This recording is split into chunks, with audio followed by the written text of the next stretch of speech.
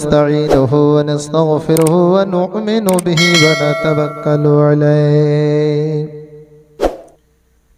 ونعوذ بالله من شرور أنفسنا ومن سيئات أعمالنا من يهده الله فلا مضل له ومن يضلله فلا هادي له ونشهد أن لا إله إلا الله وحده لا شريك له ونشهد أن سيدنا ومولانا محمدا عبده ورسوله صلى الله تعالى عليه وسلم تسليما كثيرا كثيرا أما بعد فأعوذ بالله من الشيطان الرجيم بسم الله الرحمن الرحيم الرجال قوامون على النساء بما فضل الله بعضهم على بعض وبما أنفقوا من أموالهم فالصالحات قانتات حافظة صدق الله العظيم. وقال النبي صلى الله تعالى عليه وسلم النكاح من سنتي فمن رغب عن سنتي فليس مني أو كما قال عليه السلام. गौसे आजम बमने बेसरो सामा मदद किबलाए दी मदद काबाए मा मदद कादिर यमना राया गौसे आजम में जन्म दमद शेख अहमद रजा खां कुतुब आलम में जन्म या रसूल अल्लाह मैं गदा तो बादशाह बर्द प्याला नूर का तू है ऐने नूर तेरा सब घराना नूर का। যাবতীয় গুণগান মহান আল্লাহ পাকের জন্য, যে মহান স্রষ্টা আজ আমাদেরকে সাংসারিক পারিবারিক কর্ম থেকে বিরত করে যদিও খুব বড় না হয় সংক্ষিপ্ত মাহফিলে, কোরআন হাদিসের মাহফিলে আমাদেরকে আসা বসা শোনা বলার সুযোগ কে দান করেছেন? মহান আল্লাহ।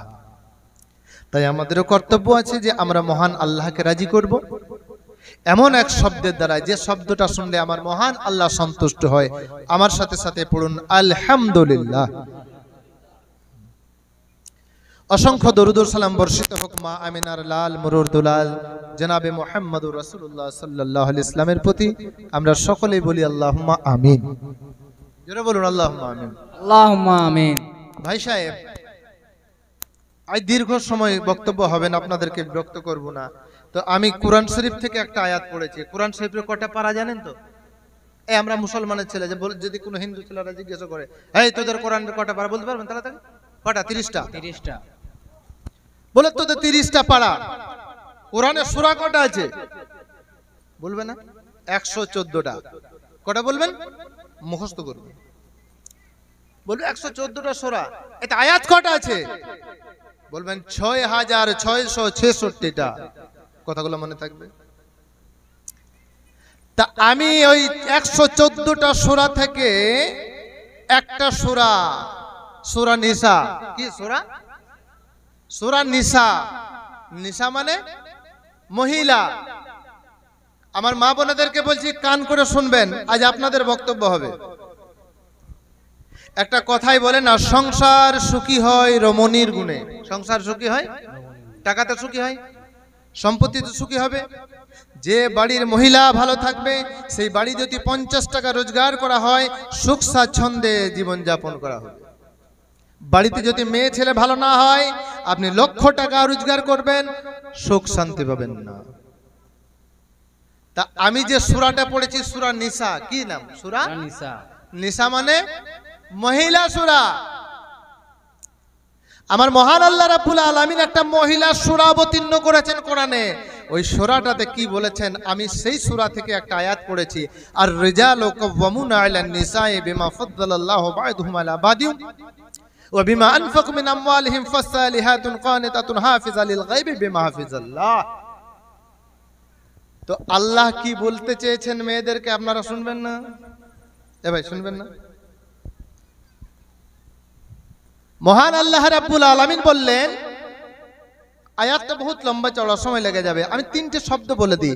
আমার মহান আল্লাহ রাব্বুল আলামিন এই আয়াতে বলেছেন, এ আমার বান্দিরা, এই মহিলারা, তোমরা যদি স্বামীর সংসারে থেকে তিনটে গুণে গুণবতী হতে থাকো, তিনটে গুণ যদি অর্জন করতে পারো, আমি আল্লাহ বললাম তুমি বেহিসাব জান্নাতে যাবে। এবার তিনটে গুণ কি কি সেটা আপনাদেরকে বলতে হবে। আমার মা বোনেরা কেউ যাবেন না, চিৎকার করবেন না, হট্টগোল করবেন না। কি তিনটে গুণ আজ আপনাদেরকে বলবো। আসুন আমাদের বক্তব্য প্রারম্ভে আমার নবী পাকের পবিত্র দরবারে দরুদে নজরানা পড়েনি। আল্লাহুম্মা সাল্লি আলা সাইয়্যিদিনা মাওলানা মুহাম্মদ আলা আলে সাইয়্যিদিনা মাওলানা মুহাম্মদ। দরুদ পড়েন, দরুদ পড়েন গো, সালাম জানাই সোনার মদিনা। আমি গজল পড়বো, তোমাকে তো চিৎকার চিৎতি করবে না, মনোযোগ সহকারে শুনবে। কে দরুদ পড়েন গো, সালাম জানাই সোনার মদিনা। কেন বলছে? উম্মতের দরুদ দয়াল নবী, উম্মতের দরুদ দয়াল নবী নিজের কানে শুনতে পায়। দরুদ পড়েন গো, সালাম জানাই সোনার মদিনায়। একবার দরুদ পড়িলে দেখো 10-10টি নেকি মেলে, হাদিসে এমন প্রমাণ পাওয়া যায়। সুবহানাল্লাহ। একবার দরুদ পড়িলে বাবা 10-10টি নেকি মেলে, হাদিসে এমন প্রমাণ পাওয়া যায়। আর কি হবে? কে জীবনের 10টি গুনাহ মাফ করে দেন রাব্বানা। ও গো জীবনের 10টি গুনাহ মাফ করে দেন রাব্বানা। হাদিসে এমন প্রমাণ পাওয়া যায়। দরুদ পড়েন গো, সালাম জানাই সোনার মদিনায়। আমার নবী রাহমাতাল লিল আলামিন, শফিউল মুজনাবিন, রাহমাতাল লিল আলামিন, শফিউল মুজনাবিন। আমার নবীর মতো দরদি কেউ নাই। কেন? কঠিন হাসরের দিনে আমার নবীর সুপারিশ বিনে গুনেহগারের নাই কোনো উপায়। দরুদ পড়েন গো, সালাম জানাই সোনার মদিনায়। আল্লাহুম্মা সাইয়্যিদিনা মাওলানা মুহাম্মদ ওয়া আলা আলি শফিয়ানা মাওলানা মুহাম্মদ। সকলে বলুন সাল্লাল্লাহু আলাইহি সাল্লাম। বাংলাতে দুটি ছন্দ বলবো, হ্যাঁ বাংলাতে, তখন থেকে তো উর্দু শুনলেন আপনারা। कि बैतुल हरम लहो कलम, बैतुल हरम लहो कलम खुशिते झुमेছে। তাই আজ ভোরে আমেনার ঘরে নূর এসেছে। দেখো ভোরে ভোরে আমেনার ঘরে নূর এসেছে। আজ ভোরে আমেনার ঘরে নূর এসেছে। আমার নবীর নূরে সারা জগৎ, নবীর নূরে সারা জগৎ, নবীর নূরে সারা জগতে আলো হয়েছে। তাই ভোরে ভোরে আমেনার ঘরে নূর এসেছে, আজ ভোরে আমেনার ঘরে নূর এসেছে। কে ও আমেনা তোমার ঘরে, ও আমেনা তোমার ঘরে কে এসেছেন দেখো না, দিন দুনিয়ার বাদশা সেজে তাজদারে মদিনা। দেখো দিন দুনিয়ার বাদশা সেজে তাজদারে মদিনা। ফেরেশতারা দলে দলে, ফেরেশতারা দলে দলে, দেখো ফেরেশতারা দলে দলে দরুদ পড়েছে, আজ ভোরে আমেনার ঘরে নূর এসেছে। আর একটু জোরে সুবহানাল্লাহ। আমার দয়ার নবী, প্রাণের নবী, আপনার নবী, আমার নবী মেষ চরাতে চলে গেছেন ময়দানে। সূর্যটা যে দেখব বলে লুকিয়ে আছে কোনখানে, দেখো সূর্যটা যে দেখব বলে লুকিয়ে আছে কোনখানে। তখন বাদলে এসে মাথার উপর ছায়া করেছে, দেখো বাদলে এসে মাথার উপর ছায়া করেছে, আজ ভোরে আমেনার ঘরে নূর এসেছে।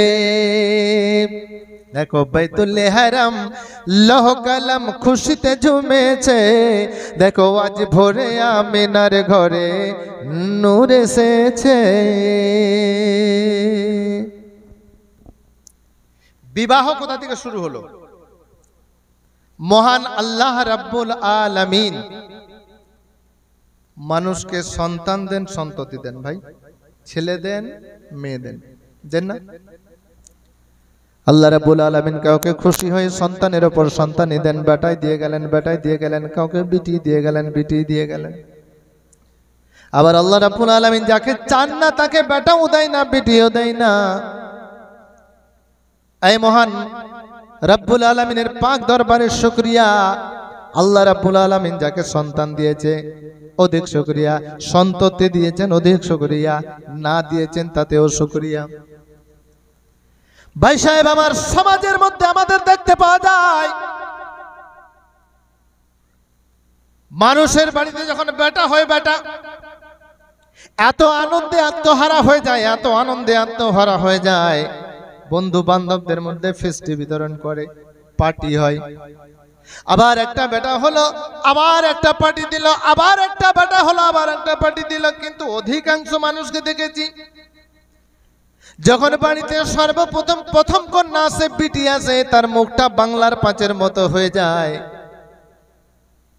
আবার যদি তারপরে আর একটা বিটি হয়ে গেল, আরো বাংলার পাঁচের মতো মুখটা হয়ে গেল।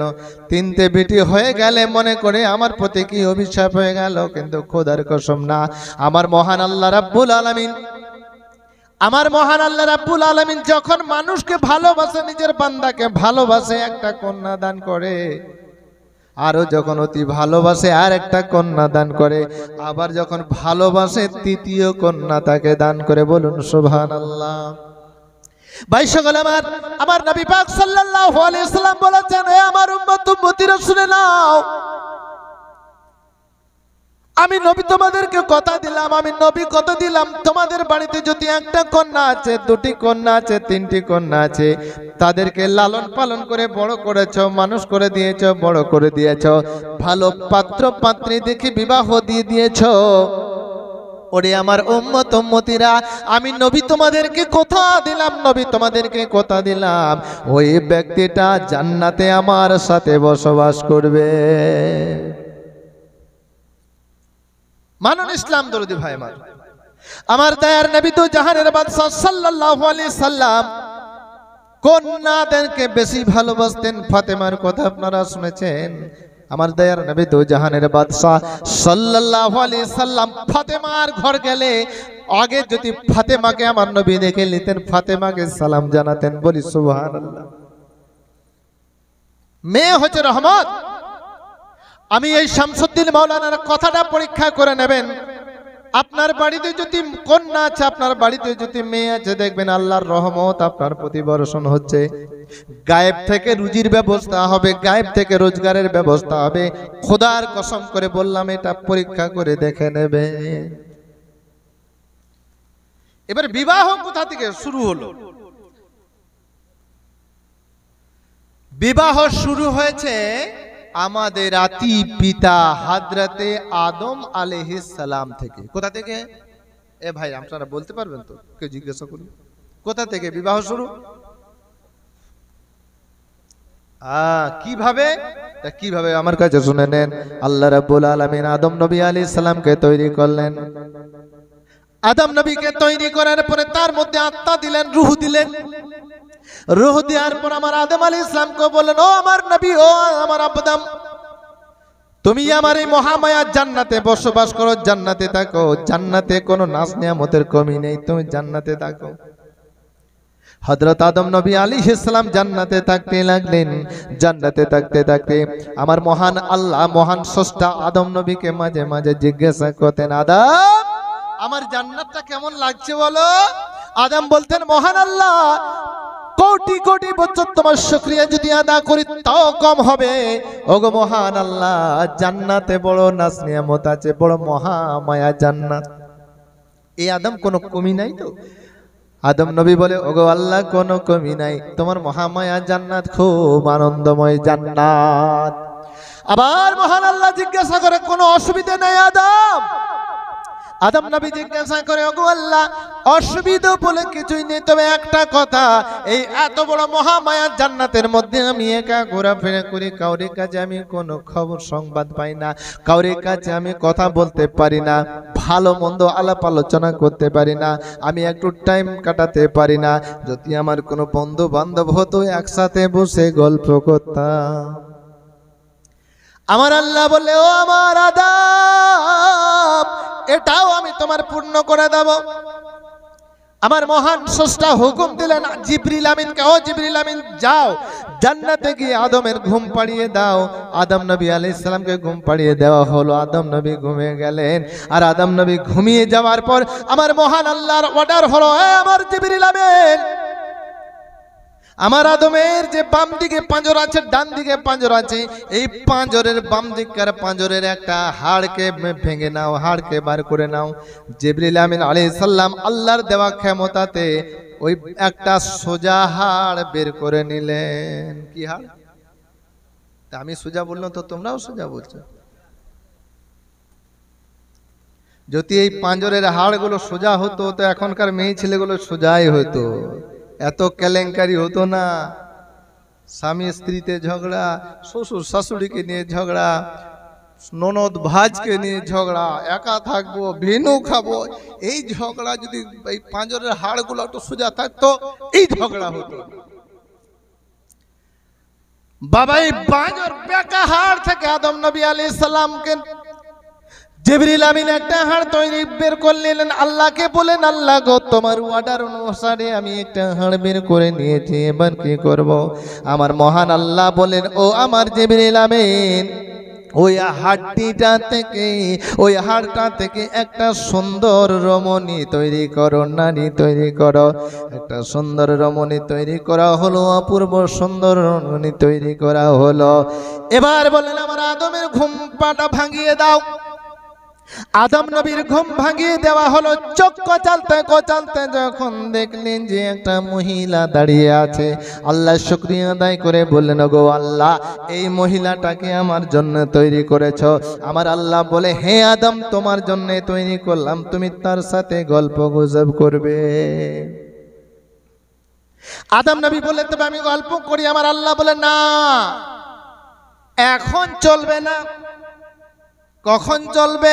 বলে, ওগো আমার আদম, আমি যে হাওয়া তোমার জন্য একটা সুন্দর রমণী তৈরি করেছি, আগে তোমার বিবাহ হবে, তারপরে কথা বলবে।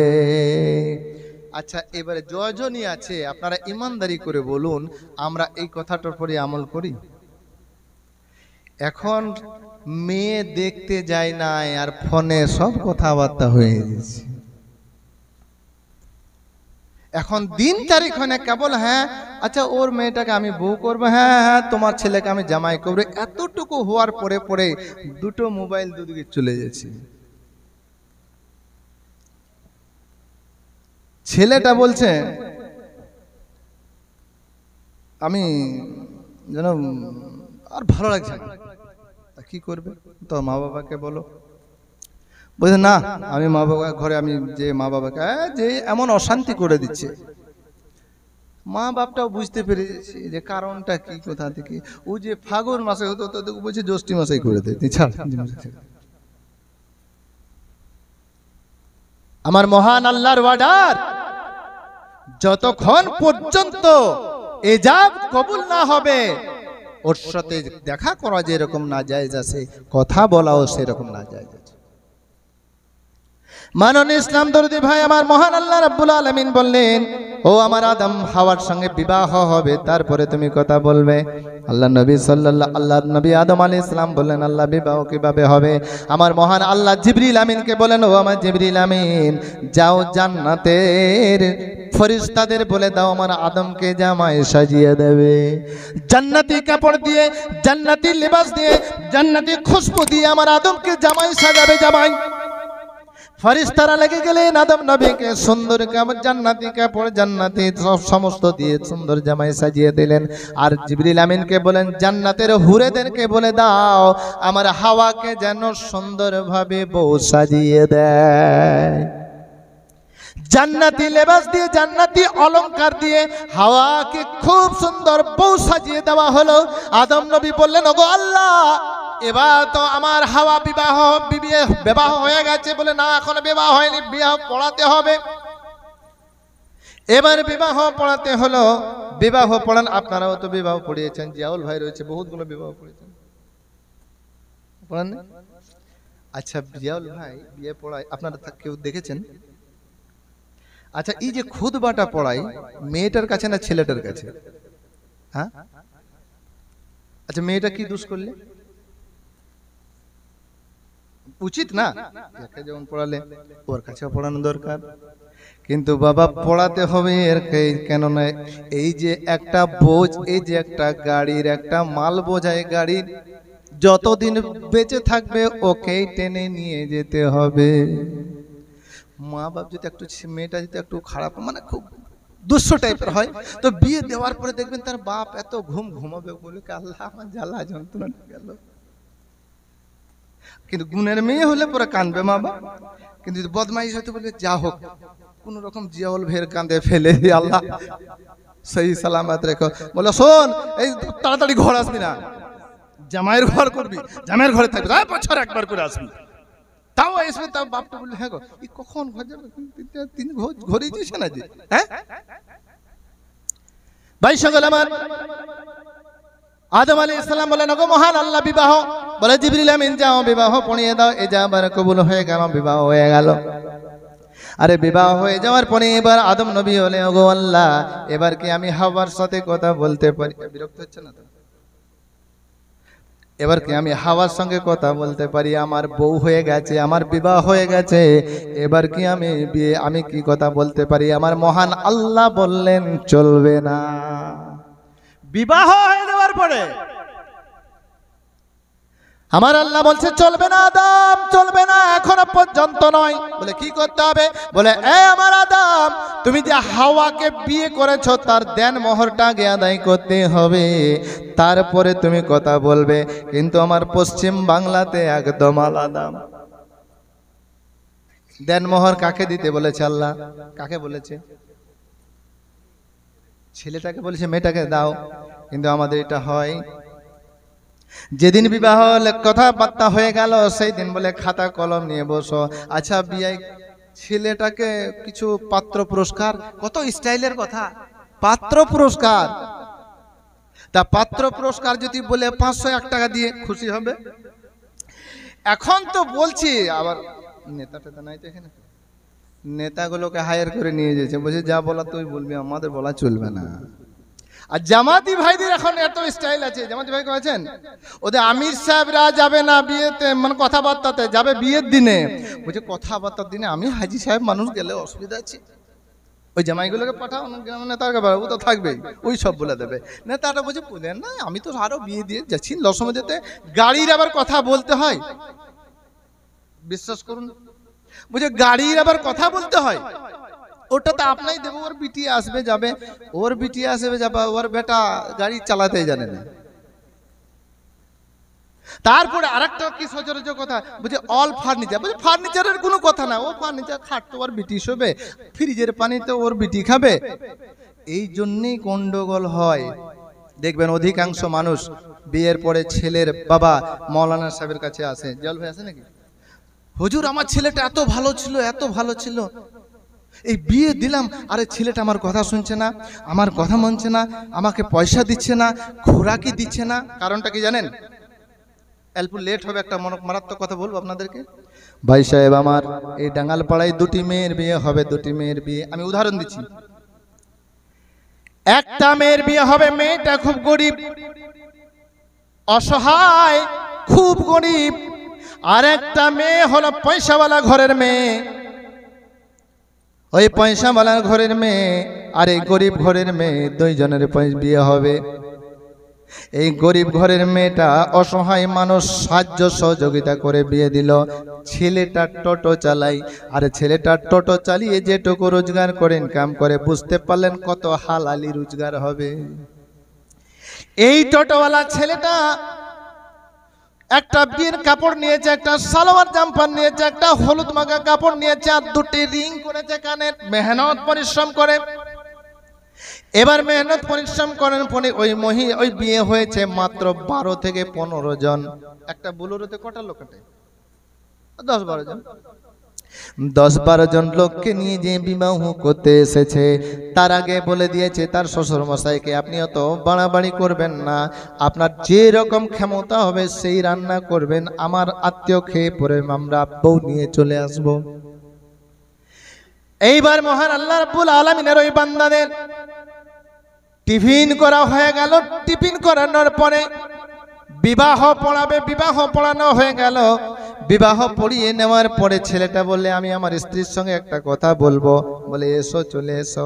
সম্বন্ধীটা নিয়ে এলো, আনার পরে বললে, দেখো আমি তোমার ইজাব কবুল করে নিকাহ করে নিয়েছি, বিবাহ করেছি। আমি একাই ছিলাম, আমার মা ছিল, আমার বাবা ছিল, এবার আমরা দুইজনে একটা সুন্দর সংসার করব। তার ইচ্ছা কি বলুন তো? একটা সুন্দর সংসার করব। দেখো জরিনা, আমি আমার মেহনত করে, আমি পরিশ্রম করে তোমার জন্য দুটি দেনমোহরের জন্য কানের করেছি, আর আমি একটা বিবাহের শাড়ি এনেছি, আর একটা 5 পট শাড়ি এনেছি। তুমি তোমার বাপের ঘরে যে কাপড়গুলো আছে, পুরনো কাপড়গুলো বাদ দিয়ে দাও, আর এই বিয়ের শাড়িটা পরে বউ হয়ে আমার সঙ্গে আমার বাড়িতে চলো।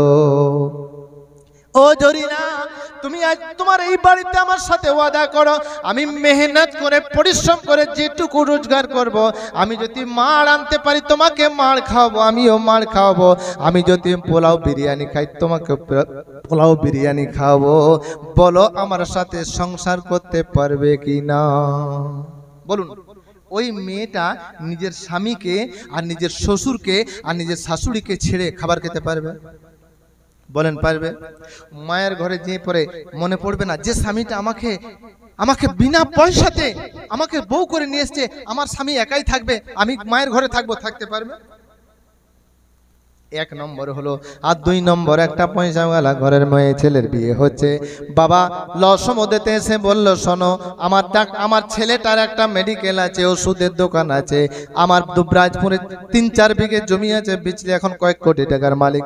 এরকম হিসাব দেখায়, বহু লোক আছে হিসাব দেখায়। আমার একটা স্করপিও আছে, 2টো মার্শালি আছে, হিসাব দেখায়। মানন ইসলাম দরদি ভাই আমার, এই লোকটা মনে করলে এত সম্পত্তির যখন মালিক, কোন রকম কষ্ট মষ্ট করে আমার মেয়েটাকে ওই ঘরে বিবাহ দিতে পারে, মনে হয় আর আমাকে পেছন ঘুরে দেখতে হবে না। খুব জমি জায়গা বাড়ি গাড়ি কেটে কোন রকম বিক্রি করে ওই মেয়েটার বিয়ে ওই বড় লোক ঘরেই দিয়ে দিল। এবার কত কি গিয়েছে আপনারা বুঝতে পারছেন? এই মেয়েটা যখন অষ্টমঙ্গলা করতে এলো, এসে দেখে ওর মা একটা ছেঁড়া শাড়ি পরে আছে, শাড়িটা ফেটে গেছে। মেয়েটা বলে, মা তুমি নতুন, আমার বিয়েতে তুমি নতুন শাড়ি লাও নি মা?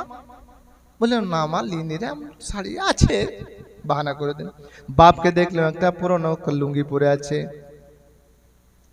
ওই মেয়েটার বুকখানা ফেটে গেল যে আমার বিয়ে দিতে গিয়ে আমার মা পুরনো শাড়ি পরেছে, কানের যে পরেছিল সেই কানের গুলো বিক্রি করে দিয়েছে, নাকেরটাও বিক্রি করে দিয়েছে।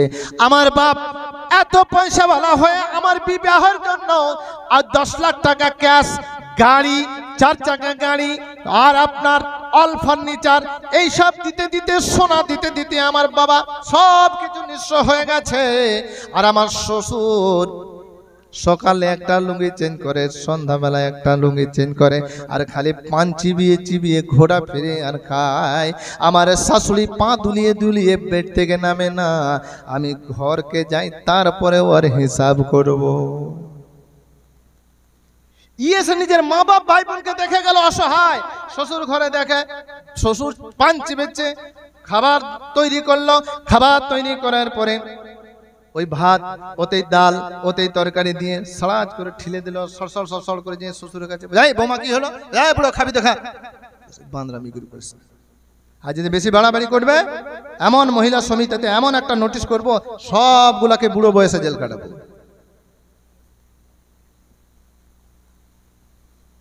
কথাটা আমার মিল করিয়ে নেবেন ভাই সাহেব আমার। আজ একটা সুন্দর বিবাহের ঘটনা আপনাদেরকে বলবো। আমাদের আচরণের পরিবর্তন ঘটা দরকার। কে কার নিয়ে পয়সাওয়ালা হয়েছে, কে কার নিয়ে বড় লোক হয়েছে? ভাই সকল আমার, আল্লাহ নবী সাল্লাল্লাহু আলাইহি সাল্লাম একদিন কাঁদছিলেন, অঝর নয়নে কাঁদছেন। সাহাবায়ে কেরাম গেলেন, বলে ইয়া রাসূলুল্লাহ আপনি কাঁদছেন কেন? আমাদেরকে লক্ষ্য করতে হবে। সাহাবায়ে কেরাম বলে ইয়া রাসূলুল্লাহ আপনি কাঁদছেন কেন? আপনার কান্না আমাদের বরদাস্ত হয় না। আমার নবী কান্না বন্ধ করছেন না। বহুত লম্বা চওড়া ঘটনা শর্টে বলে দিই। আল্লাহ নবী সাল্লাল্লাহু আলাইহি সাল্লামের কাছে আবু বকর আমার এলেন, ওমর ফারুক এলেন, উসমান গনি এলেন, হযরত আলী এলেন রাদিয়াল্লাহু তাআলা আলাইহিম আজমাইন। তিনারা এসে বলেন ইয়া রাসূলুল্লাহ, ইয়া হাবিবাল্লাহ আপনি কাঁদছেন কেন? আপনার কারণটা একটু আমাদেরকে বলেন, আমরা দেখি কি করতে পারি। হযরত ওমর বলে ইয়া রাসূলুল্লাহ, এই মক্কা বা মদিনার মধ্যে যদি কেউ আপনাকে চোখ দেখিয়েছে, আমি ওমর তার চোখগুলো বের করে নেব। আপনাকে যদি কেউ গালি দিয়েছে, কটু কথা বলেছে, জবানটাকে আমি ছিঁড়ে নেবো। কে আছে বলুন? আমার নবী বলেন আমাকে কেউ গালি গালাজ দেয়নি, কেউ কটু কথা বলেননি, তবে কাঁদছো কেন? কে আল্লাহর কসম দেহে রাখবো না এক লোম, আমি আল্লাহর কসম। উমর ফারুক বলছেন আমি আল্লাহর কসম দেহে রাখবো না এক লোম। বলেন হুজুর কি কারণে কে হেনেছে জখম, কি কারণে এই কাঁদন? আমি খাত্তাবের ছেলে, ধ্বংস করব সমূলে। আচ্ছা, উমর ফারুকের নাম শুনেছেন তো যুবক ভাইরা? উমর ফারুকের আব্বার নাম কি? খাত্তাব রাদিয়াল্লাহু তাআলা। আমি খাত্তাবের ছেলে, ধ্বংস করব সমূলে।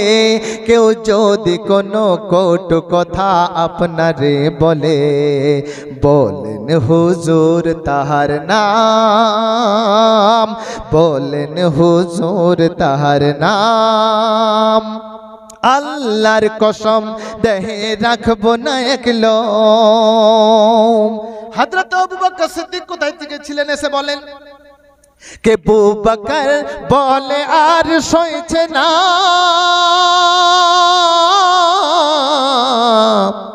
আর কি ব্যথা যে মুস্তাফা মোর কইছেন না।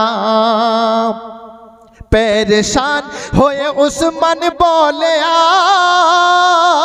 আজ আমি আদেশ পেলে চুকিয়ে দিতাম ইহার কর। চিন্তাতে নবী বিভোর শুনে সাহাবী উমর, চিন্তাতে নবী বিভোর শুনে সাহাবী উমর। চেষ্টা করে বারে বার জানিতে নবীর খবর।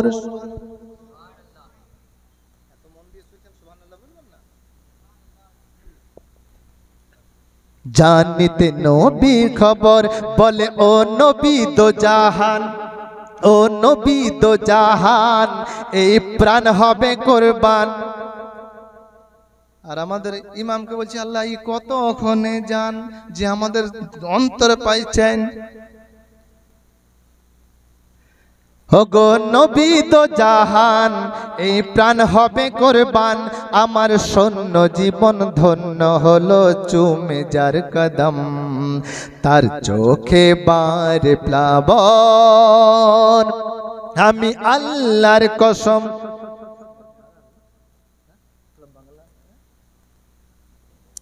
আল্লাহর কসম দেহে রাখবো না একলম, বলেন হুজুর কি কারণে কেনেছে জখম, কি কারণে এই কাঁদন। আমার নবী বলে, ও আমার সাহাবাগণ, ওগো আমার উমর, ওগো আমার আবু বকর, আমি কেমন কোনো কারণে কাঁদিনি, কাঁদছি একটা এই কারণে। কি কারণে বলে, জানো যে বিলাল আমার উমাইয়ার কৃতদাস থেকে আমার কাছে এসেছে ইসলামের সুশীতল ছায়ায়, আমার ওই বিলালের তো কোনো অভিভাবক নাই, বাড়ি নাই, গাড়ি নাই, সোনা নাই, চাঁদি নাই, এখনো পর্যন্ত আমার বিলালের বিবাহ হয় নাই। আল্লাহ নবী আমার বললেন, আন-নিকাহু মিন সুন্নতি ফামান রাগিবা আন সুন্নতি ফালাইসা মিন্নি। নবী আমার বলেছেন, বিবাহ থাকার সত্ত্বেও, শক্তি থাকার সত্ত্বেও যদি কেউ বিবাহ না করে, ক্ষমতা থাকার সত্ত্বেও যদি বিবাহ না করে, গালগুলো তপসি দিচ্ছে খালি দাম বাড়াবার জন্য, 20, 22, 25, 30 পর্যন্ত হয়ে যাচ্ছে, খালি বেছে বেছে বেড়াচ্ছে, খালি বেছে বেছে বেড়াচ্ছে। ওইখানে ভালো হবে, কার একটা বিটি আছে 13 বিঘে জমি আছে, কার একটা বিটি আছে 2 তলা দলান আছে, কার একটা বিটি আছে বিশাল বড় শ্বশুরের বিজনেস আছে, খালি বাঁচতে বাঁচতে 30 বছর পেরিয়ে গেছে। তারপর 30-35 হয়ে যখন গালগুলো বসে গেছে, তখন যে মেয়েটাকে দেখতে যেছে সেই মেয়েটাতে রিজেক্ট করে দিচ্ছে। আমি ভুল বললাম? মেয়েটা বলছে, ইয়ে গাল চাপড়া মাল চলবে না, আমাকে রিক্সা আলোচনায় দাও, কিন্তু ভালো দেখে দাও, একদম দেখতে ভালো হয়, সুন্দর হয়, 20-22 বছরের ছেলে হয়। এই 35 বছর, এটা হাফ সেঞ্চুরি হয়ে গেছে, আর হাফ সেঞ্চুরি নিয়ে কি করবো? মাননীয় ইসলাম দরদি ভাই আমার, হযরতে বিলাল রাদিয়াল্লাহু তাআলা আনহুর জন্য আমার নবী বলছেন, আমার বিলালের বিবাহ হয়নি। আলিমুদ্দিন রেকর্ডিং করছেন নাকি? আচ্ছা, ওগো আমার সাহাবায়ে কেরাম, আমার মহান আল্লাহ রাব্বুল আলামিন যদি আমার বিলালকে জিজ্ঞাসা করে, বিলাল তুমি নামাজ পড়েছো, নামাজ রোজা রেখেছো, তুমি দান খয়রাত করেছো, সব কিছু করেছো, কিন্তু আমার নবীর সুন্নাত তুমি বিবাহ করো নাই, এটা আমার আল্লাহ বলবে? আমার বিলালকে যদি আল্লাহ জিজ্ঞাসা করে, তা আমার বিলাল মহান আল্লাহর কাছে কি জবাব দেবে? ভাই বেশি ধরি না, শেষ করে দেবো, সালাম পড়ে নিতে, এই কথাটা শেষ করে দিই নাই? আচ্ছা আচ্ছা ভাই সকল আমার বলেন, তবে আমার যদি কান্না তোমরা বন্ধ করতে যাও, কান্না যদি বন্ধ করতে চাও, তোমরা যাও মদিনার মধ্যে একটা মেয়ে দেখে এসো, আমার বিলালকে যে বিবাহ করবে। আমার বিলালের নাই বাড়ি গাড়ি জমি জায়গা সোনা চাঁদি, কিন্তু আমি নবী কথা দিলাম, আমার বিলালকে যে বিবাহ করবে, ওই মহিলাটা কাল হাসরের ময়দানে আমার বিলালের সাথে হাসতে হাসতে জান্নাতে যাবে। যাও বলে দাও বাবা, যে চলে যায়, যে পরে জিজ্ঞাসা করে বিলালের এইরকম অবস্থা, বিলাল বেশি দিন বাঁচতে পারে, শরীর খারাপ নাও পারে, কেউ যখন শুনে বিলালের সঙ্গে বিবাহ রাজি হয়ে যায়, যখন শুনে ও মারা যেতেও পারে, শরীর খারাপ, তখন বলে আমার মেয়েকে বিধবা করব না। এই করে করে 2-3 দিন ঘোরা হয়ে গেছে। হযরত আলী রাদিয়াল্লাহু তাআলা আনহু মনটাকে ছোট করে চলে আসছেন, এমন সময় একজন মহিলার সঙ্গে দেখা। চাচা যান, সালাম আলাইকুম। ওয়ালাইকুম সালাম। বলে, চাচা আপনার মনটা ছোট কেন? বলে, মা গো, আজ 3 দিন থেকে মানুষকে বলে বলে বেড়াচ্ছি, আমার কথা কেউ শুনলো না। কি চাচা? বলে, আমার নবী পাক সাল্লাল্লাহু আলাইহি সাল্লাম আমাদেরকে পাঠিয়েছে একটা মহিলার জন্য, পাত্রীর জন্য। বলে, চাচা কার জন্য? বলে, বিলালের জন্য। বিলাল ইসলামের মুয়াজ্জিন বিলাল। এক বাক্যে মেয়ে ছেলেরা বলেছিল। আর এখনকার মেয়ে ছেলেরা দেখবেন মৌলভী সাহেবদের এখানে কি ব্যাপার জানি না, যদি বলে যে আমরা একটা ছেলে দেখে এলাম, মৌলানা সাহেব বলবে দেখো বা, আমি নিজে শুনেছি একটা মেয়ে বলেছে, বুঝে তোমার পায়ে পড়ি মুনিশ খাটা দেখে দাও, কিন্তু মৌলভী সাহেবকে দিও না। কেন দাও? মৌলভী সাহেব কারণ আছে। এই মুনিশ খাটার সঙ্গে হলে পরে কি হবে? ও বলে, চলো দুবরাজপুর যাবো বিনা পানি, মেনন যাবো 6টা 9টা বইটা দেখবো, এখন ভালো বই এসছে, তখন এই দেবো চলো তবে ও আপনার পড়লে আপনার ও আপনার ঢিং ঢাং ঢিং করে চলে গেল। কিন্তু কোনো মৌলানা যদি বলে তো বিনা পানি যাবো, তো ও তো প্রথমে হিলে পাচন নি দু পাচন দেবে, হ্যাঁ নিয়ে যাবে। তো ওটু আর টার্গেট আছে মৌলভী সাহেবকে বিয়ে করলে সিনেমা যেতে পাবো না। আবার বলবে মৌলানা সাহেব আরেকটা কারণ হলো যদি এই মুনিশ কাটে যারা মজদুর মায়না তুই মজদুর, বলবে দেখো তুমি যে করে হোক মানে লোন নিয়ে হোক আমাকে একটা মোবাইল কিনে দিতে হবে, বড় মোবাইল। তবে ঠিক আছে বাবা তুমি লাও, কিন্তু একটা মোবাইল মৌলানা সাহেব যদি বলো যে 25,000 টাকা দামি মোবাইল নেবে, মৌলানা সাহেব বলবে আমার তো 6,500 টাকাই বেতন, তো তোমাকে মোবাইল দিতে গেলে আমাকে 5 মাস চাকরি করতে হবে। বহুত রকমের কারণ। 3 নম্বর হলো সাধারণ মানুষের বিবি কাপড় পরবে যেরকম ইচ্ছা সেই রকম, কিন্তু মৌলানার বিবিকে যেরকম সেই রকম নয়, একদম মাথার চুল থেকে পায়ের নখ পর্যন্ত ঢাকা হবে তবে বেরোতে দেবে। তুই বলে বাপরে অন্দুক মুড়িতে মরে যাবো বাবা, এতে মৌলানা সাহেবকে বিয়ে করবই না, না আমাকে বুরখা পরতে হবে, ওকে করবই না, না আমি সিনেমা নিজে। এই একটা কারণ, আচ্ছা অন্য কিছু কারণ না। ওই মহিলাটা বলে চাচা বিলালকে আমি বিবাহ করব, আমি এক বাক্যে আমি বিলালকে বিবাহ করব, তবে আমার আব্বা জান আমার গার্জেন, আমার আব্বা জান আমার মালিক, আমার আব্বা জান আমার গার্জেন, আমার আব্বা জানকে একবার বলেন। হযরত আলী রাদিয়াল্লাহু তাআলা আনহু বললেন, ও বাবা কাটুরিয়া ভাই তোমার মেয়ের প্রস্তাব নিয়ে এসেছে, কি বলছো বলো? আলহামদুলিল্লাহ। বলে বিলাল বাঁচতেও পারে মরতে পারে কোনো গ্যারান্টি নাই, বলে তবে আমার ওহরে মদিনাকে আমি বিলালকে দিতে পারবো না। এইরকম যখন বলেছে, মেয়েটা পর্দার আড়াল থেকে বলে ও আব্বা জান আপনি মানা করবেন না। কেন মা? বলে আব্বা জান হযরত আলী রাদিয়াল্লাহু তাআলা আনহুর কথাটা শুনেন, আমার নবী বলেছেন বিলালকে যে বিবাহ করবে, বিলালকে যে বিবাহ করবে, আমার নবী বলেছেন বিলালের সাথে হাসতে হাসতে সে জান্নাতে যাবে। ওগো আব্বা জান আমি নামাজ পড়েছি, রোজা রেখেছি, দান খয়রাত করেছি, গ্যারান্টি নাই যে আমি জান্নাতে যাব, কোনো গ্যারান্টি নাই, কিন্তু আমার নবীর পবিত্র জুবান থেকে বেরিয়েছে বিলালের বউ জান্নাতে যাবে, তো জান্নাতে যাবে। আব্বা জান জান্নাতের রাস্তা আমার আটকাবেন না, অবরোধ করবেন না। মাননীয় ইসলাম দরদি ভাই হযরত আলী রাদিয়াল্লাহু তাআলা আনহু ওই কথা দিয়ে বলে তবে আমি আমার নবীর বারগাহে যাই, নবী সাল্লাল্লাহু আলাইহি সাল্লামকে আমি যে খবরটা দিই, বলে যাও খবরটা দাও। হযরত আলী রাদিয়াল্লাহু তাআলা আনহু মুচকি মুচকি হাসতে হাসতে আসছেন, আর কি বলছেন, ওইখানে ছিল এক সুন্দরী যার চেহারাতে নবীর নূর চমকায়। আমার নবী বলে পেয়েছো আলী, পেয়েছো? বলে হ্যাঁ ইয়া রাসূলুল্লাহ। কোথায়? ওইখানে ছিল এক সুন্দরী যার চেহারাতে নবীর নূর চমকায়, কি রূপের জোহর যেন জান্নাতি হোর, তাই হোর মদিনা বলতো সবাই। এলান শুনে হুরে মদিনা বলে আপন আব্বাজি রে। ওই মেয়েটার নাম ছিল হুরে মদিনা। এলান শুনে হুরে মদিনা বলে আপন আব্বাজি রে, বিলালকে আমি করব স্বামী, এই সংবাদ জানিয়ে দাও আলী রে, এই সংবাদ জানিয়ে দাও আলী রে। তো আব্বা মা ভালো ভবিষ্যৎ চিন্তা করে কিনা? এখনকার রাগ করবেন না ভাই, আমি সবারই ক্ষেত্রে বলি না, কিছু কিছু মেয়েরা ভালোবেসে বিয়ে করছে পছন্দ করে। ছেলেটা দেখতে দেখবেন যখন ছেলেরা প্রপোজ করে তো বলে আমি এত ভালো, আমি জুম্মা নামাজ 5 ওয়াক্ত নামাজ পড়ি, তারপরে আমি কোথাও আড্ডা মারি না, আমি ঘর যাই ইনকাম করি, আর আসলে দেখছে সন্ধ্যেবেলা হয় আর মাতালের আড্ডাতে গিয়ে আড্ডা দেয়। বুঝতে পারলেন? আরে বাপ খবর পাবে কোথা ছেলে কি রকম না রকম। এখনকার বলে না মা তুমি যেখানে চয়েস করেছো ওখানে দেওয়া হবে না, আমি খবর নিলাম ছেলে বলে তুমি দিবে না পালিয়ে যাবো। পালিয়ে পরে ওই মেয়ে সুখী হয় কখনো?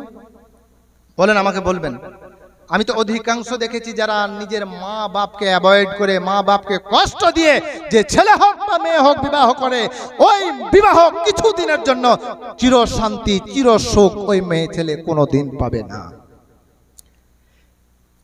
বাপ বলছে মা, আব্বা বলেন ও হুরে মদিনা, বলে আপন আব্বাজি রে, বিলালকে আমি করব স্বামী, এই সংবাদ জানিয়ে দাও আলী রে, এই সংবাদ জানিয়ে দাও আলী রে।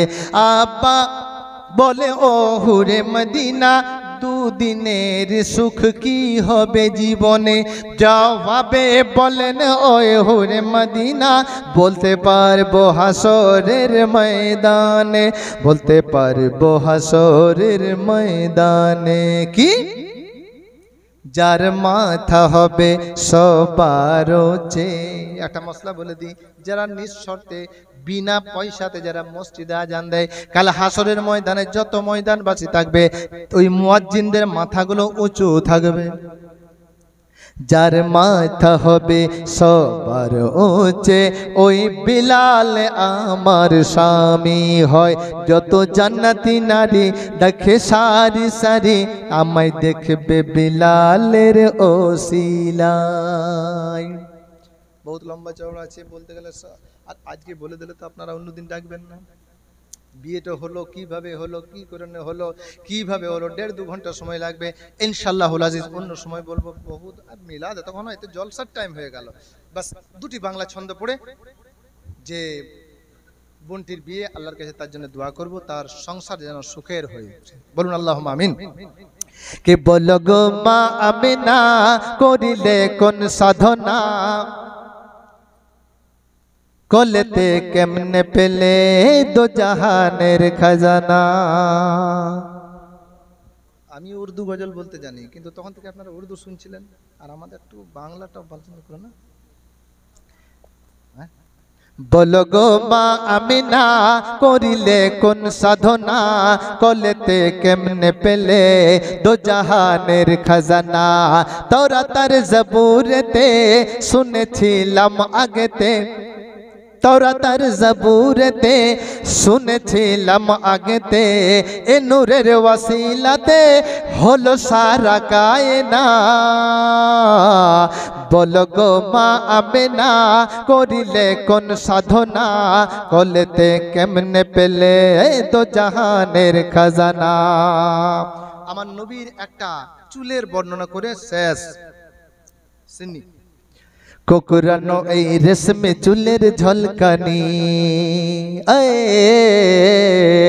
কোকরানো এই, আমি এত গলা ফাটাইছি, তুমি ওদিকে তাকাচ্ছ, কাকে দেখছো? কোকরানো এই রেশমে চুলের ঝলকানি, হার মেনে যায় দেখে তারার ফুলদানি। কোকরানো এই রেশমে চুলের ঝলকানি, আরে হার মেনে যায় দেখে তারার ফুলদানি। ও গোলাপ আয়না সরে, সুবহানাল্লাহ। ও গোলাপ আয়না সরে, দেখি তোর পাপড়ি ধরে, নীলিকি চুরি করে তার গায়ের পসিনা। বলো গো মা আমিনা, করিলে কোন সাধনা, কলেতে কেমনে পেলে দো জাহানের খাজানা।